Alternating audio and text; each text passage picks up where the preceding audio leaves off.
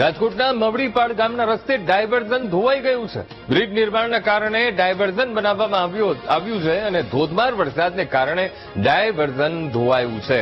તંત્રે ડાયવર્ઝન રિપેરિંગની કામગીરી શરૂ કરી છે.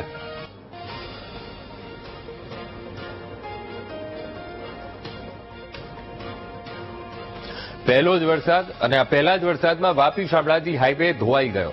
ખરાબ રસ્તાને કારણે વાહન ચાલકોને હાલાકી વેઠવાનો વારો આવ્યો છે. ત્યારે સાંસદ ધવલ પટેલે હાઈવેનું નિરીક્ષણ કર્યું. અધિકારીઓ સાથે રસ્તાના સમારકામ અંગે ચર્ચા પણ કરી. તો ચોમાસા બાદ હાઈવેની કામગીરી કરવા અધિકારીઓએ ખાતરી આપી છે.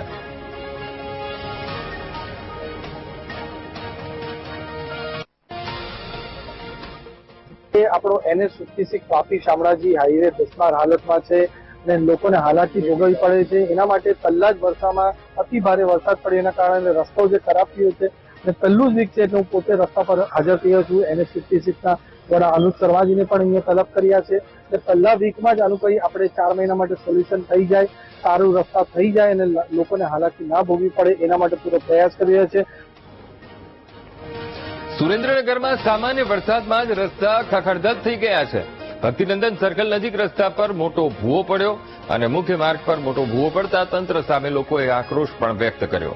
રસ્તાને બંને સાઈડ કોર્ડન કરીને રસ્તો બંધ કરી દેવામાં આવ્યો છે.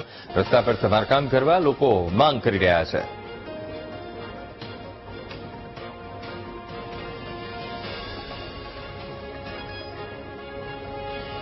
મોરબીમાં મહાનગરપાલિકાની જો હુકમી સામે આવી. વ્રજવાટિકા એપાર્ટમેન્ટની કોઈ પણ નોટિસ આપ્યા વગર લાઇટ કાપી નાખવામાં આવી. અગાઉ જર્જરિત બિલ્ડિંગને લઈને નોટિસ મળી હતી અને નોટિસનો જવાબ આપવાનો સમય બાકી હોવા છતાં કાર્યવાહી કરવામાં આવી. નોટિસમાં વીજળી કટ કરાશે તેવો પણ ઉલ્લેખ નથી. રાત્રે 11 વાગે લાઇટ કાપતા રહીશો આખી રાત ઉજાગરો કરવો પડ્યો હતો. પાલિકાના જો હુકમી આ નિર્ણયથી લોકો હેરાન પરેશાન થઈ રહ્યા છે. એટલે અમે 30 દિવસનો ટાઈમ હતો, હજી કામ પૂરો નથી થયો. એના પહેલા કાલ રાત્રે 11 વાગે કોઈ પણની જાણ કર્યા હોય, કોઈ પણ નોટિસ આપ્યા પહેલા સીધો નગરપાલિકા વાળા 3 ફ્યુઝ કાઢી અને લાઇટ બંધ કરી દીધી. વારી ઘડી આ રીતના તમે જે પરેશાન કરતા હોય છે તો એના માટે થઈ એની પાછળ કોઈ છે કે કંઈ લોબિંગ કે એવું કંઈ? અમને અમારી જાણ પર અમારી બુદ્ધિ પ્રમાણે એક જ વસ્તુ છે કે આ વ્રજવાટિકા છે એ રવાપર રોડ મેઇન રોડ ઉપર આવેલી છે અને 14,500 ફૂટ જગ્યા છે ને જે બહુ કિંમતી જગ્યા છે. જો હવે અમે 70 કુટુંબ રહી છીએ, આ બધાને આ રીતે હેરાન કરે કે ભાઈ ઇલેક્ટ્રિક કાપી નાખે, પાણી લાઈન કાપી નાખે, ઓમ હેરાન કરે, તો હેરાન કરે તો બધા એના ફ્લેટ મૂકીને ભાગી જાય અને પછી સસ્તા ભાવે આ જમીન પડાવી લે અમારી પાસે. એવું અમને આખું આયોજન લાગે છે. બનાસકાંઠા જિલ્લાના ધરા એપીએમસી ચૂંટણીનો આ મુદ્દો અને ચૂંટણીમાં ભાજપના ઉમેદવારો સામ સામે હોવાની ચર્ચાએ વેગ પકડ્યો છે. ભાજપના ઉમેદવારો સામ સામે હોવાની ચર્ચાને લઈને ખુલાસો એપીએમસીના પૂર્વ ચેરમેન અણદાભાઈ પટેલે નિવેદન આપ્યું. ભાજપની સામે નહીં, ભાજપની સાથે છીએ. 45 વર્ષથી ભાજપમાં કામ કરીએ છીએ અને કરતા રહીશું.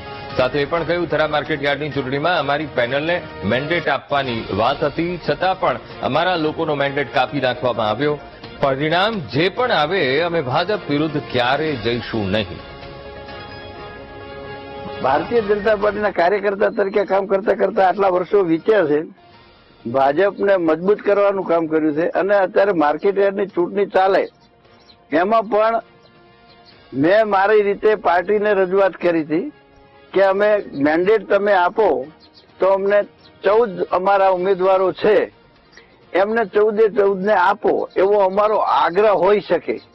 પણ પાર્ટીને અમે એવું ના કહી કે અમારા 10 જણાને જ આલજો ને 4 જણાને કાપી નાખશો, એવું અમારે કહી શકીએ નહીં.